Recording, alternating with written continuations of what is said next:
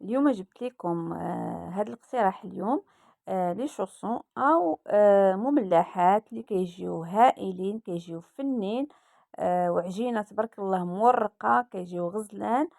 فندوزو نشوفوا المقادير وطريقه التحضير، والبنات ركزوا لي على العجينه. اما الحشوه فهي كتبقى اختياريه، يعني تعمروهم باش ما بغيتو. المهم هي العجينه تكون مرقه مزيان. هنايا كيف شفتوا خديت جبيبنه، غادا ندير فيها زلافه ديال الدقيق، الدقيق الابيض من طبيعه الحال. غادا نغربلها باش ما كيبقاش داك هكا داك الدقيق مكور. غادا ندير معلقه ديال السكر سنيده، معلقه ديال الخميره، شويه ديال الملحه،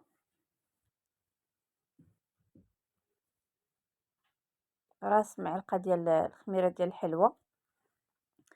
وضروري البنات ضروري هاد المعلقه ديال الخل، ضروري هاد الخل كيعطينا واحد هو اللي كيخلي العجينه كتجينا مهويه، وكتجينا كتجي مقرمشه. هنا معلقه ولا جوج ديال زيت الزيتون. ما كاينش زيت الزيتون كنديروا اي زيت عندنا ماشي مشكل، زيت نباتيه ولا زبده مذوبه ولا اللي كان. هنا غادا ناخذ البيض ديال البيض، وداك الصفار غادا نخليه باش ندهنهم من بعد.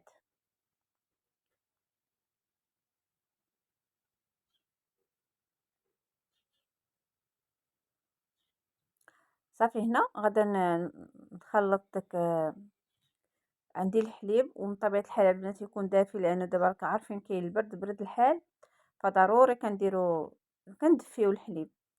هنا غادا نخوي وغادا نبقى نخلط هكايا مزيان باش تذوب ليا داك الخميره.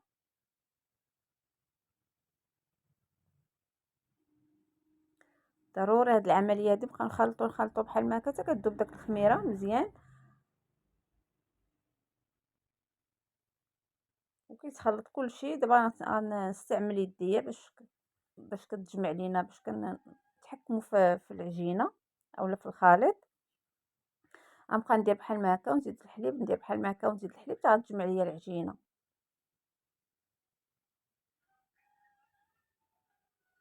وهاد العجينه البنات راهي كتجي زوينه بزاف صراحه، يعني نعمروا بها اي حشوه، يعني نديروها حلوه ولا مالحه. الا بغينا نديروها مثلا حلوه فكنديروا نفس المقادير كامله، غير في عوض زيت زيتون زيت نباتيه اولا زبده مذوبه والسكر. فاما المقادير كتبقى هي. هنا من بعد ما جمعت العجينه ديالي غادا نخليها ترتاح شي شويه ونتلاقاو.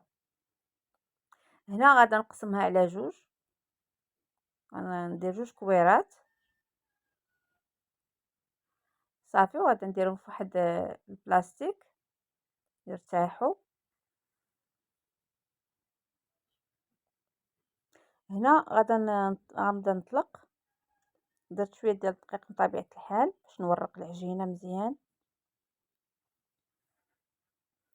راه البنات هاد الطريقه ديال التوراق هي اللي مهمه باش تجينا المملحات ديالنا هكايا زوينين، بحال اللي كنشريو من الباتيسريات ومهويين من الداخل، ما كيجيوش مدقسين بحال الخبز، لا، كيجيو مهويين وكيجي العجينه ديالهم رقيقه وكيجيو مقرمشين. السر كاين في هاد الدلاك، في هاد التوريق. ماشي نقولوا سميتو ضروري وضروري ومؤكد هاد الطريقه هادي. هنايا جبت الزبده، اي نوع ديال الزبده عندكم. هنا راني حكيتها بحال ما هكايا، راك عارفين دابا البرد، وهاد الزبده هادي كتبغي تكون مطلوقه شي شويه. صافي هنا غادا كيف شفتوا معايا انا شديتها غنشدها من الجناب باش ما تخرجش ليا داك الزبده ملي نكون كنورق. هنا غادا نشد لها كيف قلت مزيان، وغادا ندير المدلك وغنبدا ندلك بحال ما هكا. غنبدا نورقها مزيان ونقلبها عاوتاني الجهه الاخرى. المهم حتى نحس بداك الزبده راهي دخلت في العجينه مزيان. عاوتاني نطويها ونخليها، عاوتاني نديرها في الثلاجه ترتاح، عاوتاني نجبدها نطلقها. المهم راه كنديروها هكا شي 3 ديال المرات. إلا بغينا المملحات ديالنا يجيونا زوينين، راه قلت لكم السر ما كاين حتى في شي حاجة، كاين السر كاين في هاد التورق ديال العجينة. كل ما تورقات العجينة مزيان كل ما غتكون النتيجة غزالة.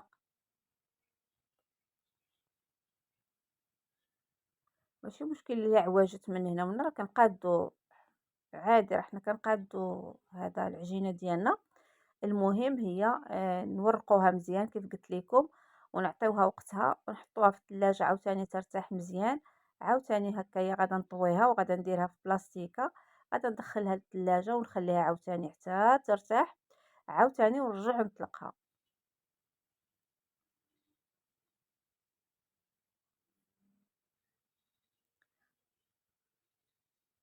صافي هكا غادا نديرها في الثلاجة وغادا نخليها.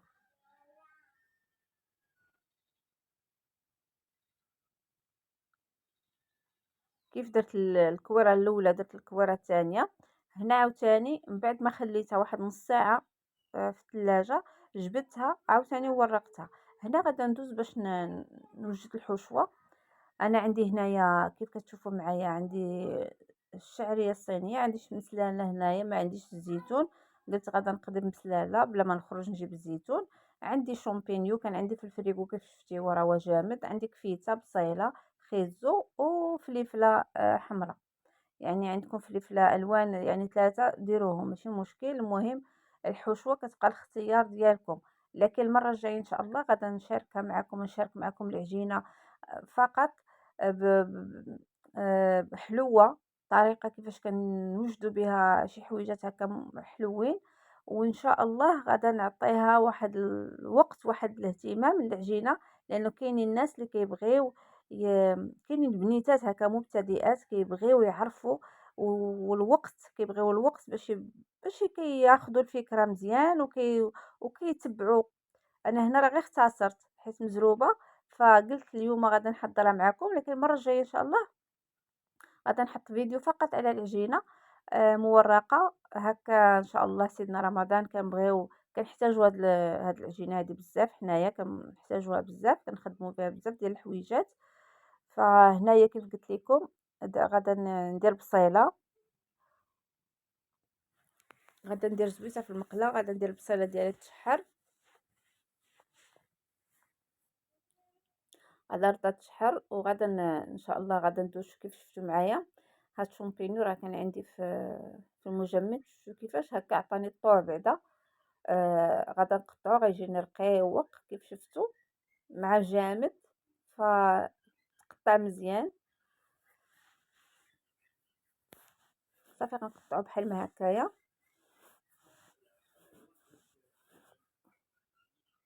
وسمحوا لي الا طولت الفيديو، فقط كان لان داك الخدمه ديال العجينه كتبغي الوقت. هكا باش كنشرح. كاينين الناس اللي كيجيهم الفيديو طويل، فملي كنبغيو نفهموا شي حاجه او كيكون عندنا غلط بشي حاجه خوتي راه حنا كنصبروا شي شويه باش الانسان ياخذ فكره على داك الشيء اللي كيصايب. يعني ماشي غادا نختصر لكم كاينين ما كنفهموش صراحه الله، كاين شي فيديوهات كيكونوا هكا بسرعه، انا براسي كنبقى نعاود ونعاود عاد كنستوعب داكشي اللي داكشي اللي كيكون اللي كينزل الانسان. الانسان من هذا خصو يشرح، يعني الطريقه كيفاش تصايب، الطريقه كيفاش عاوتاني تخدم، الطريقه باش كناخذوا فكره زوينه. فهنا عندي مسلاله كي قلت لكم، انا عندي مسلاله ما عنديش الزيتون بالعظم، فبحال بحال يعني حتى الزيت حتى مسلاله راه هي مزيانه، راه زيتون صافي. وقطعته رقيق كيف شفتوا. هنا درت الكفيته غنخليها تطلق. هنا كيف شفتوا معايا درت خيزو زدتو على البصله، درت داك الشامبينيو، درت داك الكفيته خليتها تطلق بحال ما هكا.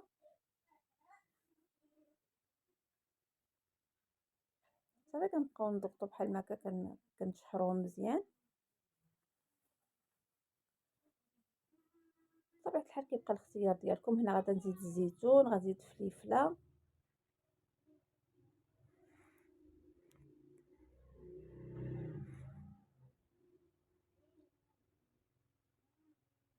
هنا غادا نزيد الشعريه. هاد المملحات اي حشوه درناها كيجيو زوينين. كيف قلت لكم، هنايا درت قزبر حبوب، ندير بزيره مليحه من طبيعه الحال.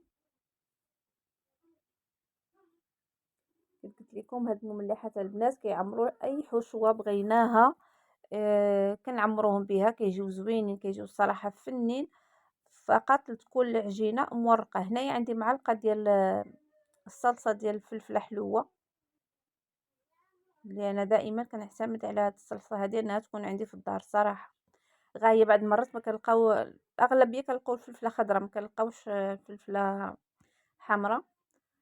ففيما كنلقى هكايا الفلفله حمراء راه كناخذها وكنصايبها، لان كتجي في الاطباق ممتازه صراحه، كتجي غزاله.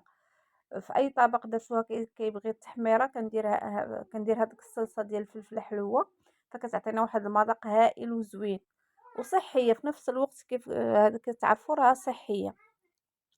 فهنايا كي شفتوا انا درت الفليفله، وغادا نزيد الفرمه. سمحوا لي راه صحابي كنت كنصور وانا ما صورش، درت هنا 3 ديال القطع ديال الفرomاج. اي فرماج عندكم البنات ديروه، انا متوفر عندي هذا درتوه. هنا غنزيد شويه ديال اليازير خضر،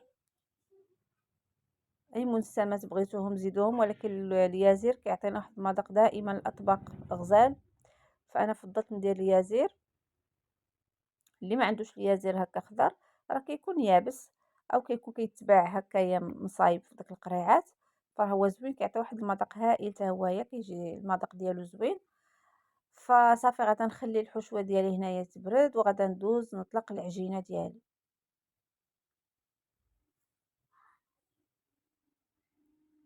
بطبيعه الحال ديروهم صغيورين ديروهم كبار، كيبقى الاختيار ديالكم.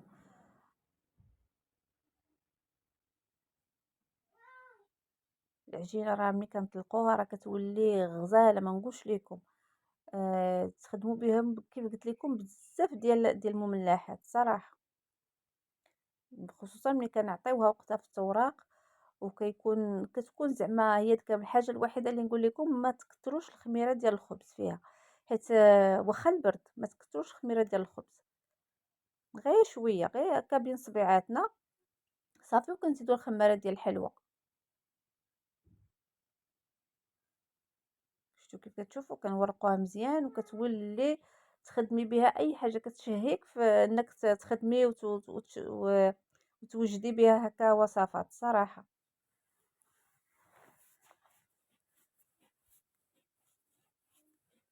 فانا غادا نورقها مزيان هنايا باش ما تجينيش، غادا نورقها مزيان باش ما تجيش غليظه، لان راها كيف عارفين راها سميتو كطلع يعني فيها الخميره.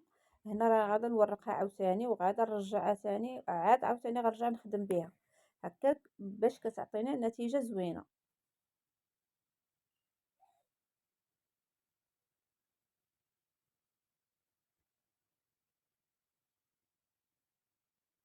يعني درت ليها 3 ديال المرات ورقتها. هنا غنديرها في الثلاجه، هنا من بعد ما داز عاوتاني واحد ربع ساعه جبدتها صافي وغادا نخدم بها. ديروا بها اي مملحه نخدموا بها هكايا.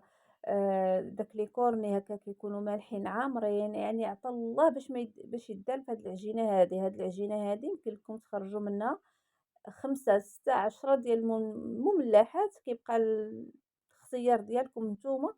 فقط اهم حاجه هي العجينه كيف قلت لكم تكون مورقه، والعماره بطبيعه الحال والشكل والذوق كيبقى ديالكم. هنا كيف شفتوا راه طلقتها مزيان كيف كتشوفوا، كتولي بحال العجين اللي كنشريو من الزنقه. فراها كتجي زوينه وحنا عارفين باش خادمينها، ويديداتنا نقيقين وباش كنخدمو كيكونوا نقيقين الصراحه. فانا قطعت بهذا وقطعت بهذا بصراحه، ما كانش عندي القطاع يلا شريته. انا قطعت بهذه الغطايه هذه ديال القرعه ديال السكر صراحه، ما نكذبش عليكم. وقطعت واحد الشكيل بالكاس. هادو بغيتهم حيت بغيتهم شويه كبابريل، حيت كدي بنتي للمدرسه، فبغيتها شي وحدين هكا كبار. وقطعت بالكاس ديال الماء. انا يلا شريت البارح، خرجت وشريت هذاك القطاعه ديال هاد المملحات هادو. فقطعت واحد الشكل كبير وواحد الشكل درتهم صغيورين. صراحه صغيورين حلوين كيجيو فنين المنظر ديالهم. ولكن هكا الا بغينا الوليدات للمدرسه وداكشي، فمن الاحسن نديرو المحيدات هكايا كبار، كديرهم دوك 3 ولا 4 فكيكفيوهم مع شليضه بطبيعه الحال. فهنا كيف شفتوا انا قطعتهم كيف قلت لكم كبار شويه. صافي ونبقى ناخذ الحشوه ديالي ونعمر بحال ما هكا البنات.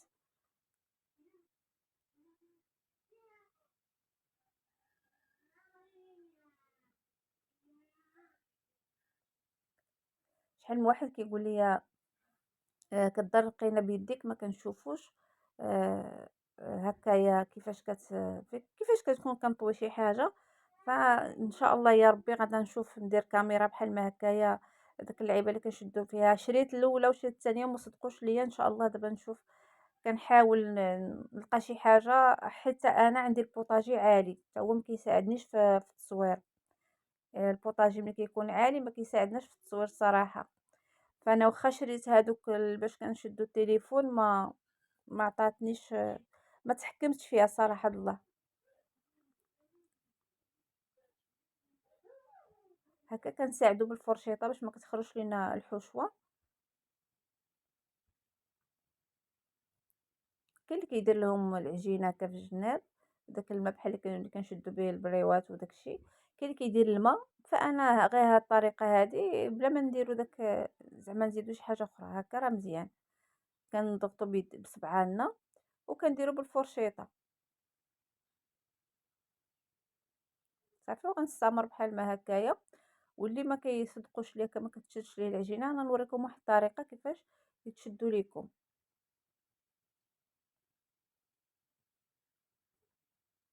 هادشي كيبغي البنات الخاطر، هاد المملحات هكا صغيورين وهادشي بحال ما هكاش كيبغي الصبر وكيبغي الخاطر. وما تكونيش مضغوطه تابعك شي حاجه ملي كندخلوا الكوزينه. بحال دابا نديرو شي حليوه ولا شي حاجه كتبغي التركيز، فراه ما كيخصش شي حاجه تكون تابعك لان الواحد كيتعصب الله يحسن العون. هنا انا درت بحال الطريقه هذه كيف كتشوفوا معايا، شديت لها فمها بحال ما هكا، حيت كاين اللي ما كتصدقش معاه من الاول كتخرج ليه الحشوه. فبحال هكا درت ليها انا هكا، شديت لها فمها مزيان بحال ما هكا، عاد غنرجع نشكلها ونقادها هكا. اولا غتسربيو دغيا. ثانيا اللي اول مره غادا ديرهم هكايا ما كتعرفش ما كيتصدقوش ليها في الطي. راه بهاد الطريقه هادي راه غادا تجيك ساهله. كتشدي لها فمها هكايا وكتجمعيها مزيان عاد كتزوقيها بالفرشيطه. ها نتوما النتيجه زوينه. غادا نعاود وحده اخرى.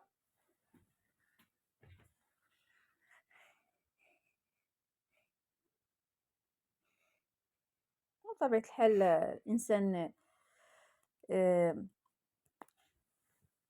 هادشي كيبغي كيف قلت لكم الخاطر ويطوي كل عنده تبارك الله التقنيات والطريقه ديالو باش كيشدهم.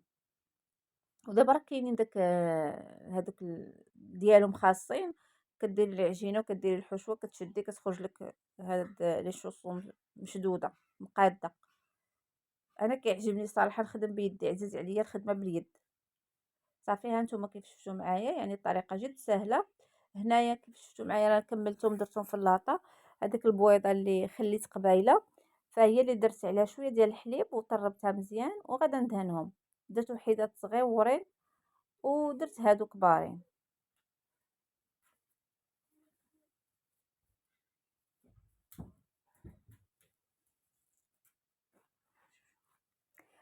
راه كيجيو زوينين بزاف صراحه ديال الله. الحشوه كيف قلت لكم كتبقى اختياريه. اي واحد داكشي اللي زعما لا هي قديتو كل واحد اش بغى. آه هنا غادا ندهنهم كيف قلت لكم وغادا ندير لهم البيض وغادا ندير لهم شويه ديال هنا كيف شفتوا معايا. غادا ندهنهم غادا نزوقهم بالجنجلان. ذوقوا ما البنات باش ما بغيتو بفرomاج من الفوق بذور الشيا باش ما بغيتو، أنا عندي متوفر الجنجلان فدرتهم بصراحة جاو هائلين لا في المنظر ولا في المذاق، فكنتمنى الفكرة تكون وصلات، كنتمنى الفيديو ما يكونش ثقيل عليكم وطويل المهم تكون النتيجة مرضية صراحة الله. فالفيديو فعلًا راه هو طويل البنات، كنتمنى الفكرة تكون زوينة الصراحة ديال الله، وها نتوما كيف شفتوا معايا راهم كيجيو هائلين، كيجيو غزلان، كنتمنى الفكرة ديال اليوم تعجبكم، وسمحوا لي بزاف إلا طوّلت عليكم الفيديو، ونبغي نقول لكم شهية طيبة وتهلاو في راسكم، شكرًا لكم بزاف، لله يخطيكم، بارك الله فيكم، بارك الله في كل واحد شاهد لي ولو غير 5 ديال الدقايق، ولو غير 4 ديال الدقايق، كنقول ليه شكرًا بزاف، واللي ما اشتركش يشترك. وما بقى ليا إلا نقول لكم السلام عليكم إلى فيديو قادم إن شاء الله، خليت لكم الراحة.